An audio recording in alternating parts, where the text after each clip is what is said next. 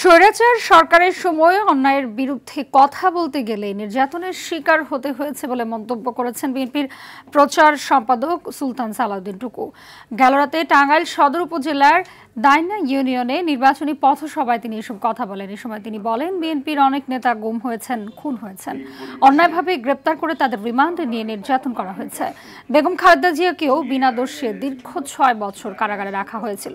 এ সময় বর্তমানে ever care হাসপাতালে ভর্তি বেগম খালেদা জিয়ার সুস্থতা কামনায় সকলের কাছে দোয়া চান তিনি। আমরা যখন এই অন্যায়ের বিরুদ্ধে কথা বলতে যাইতাম তখনই আমাদেরকে নির্যাতন করা হতো, জেলে নেওয়া হতো, রিমান্ডে নিয়ে নির্যাতন করত। আমাদের অসংখ্য নেতা গুম হয়েছে, খুন হয়েছে, জেলে নির্যাতন ভোগ করেছে। আমাদের প্রিয় নেত্রী দেশনেত্রী বেগম খালেদা জিয়া।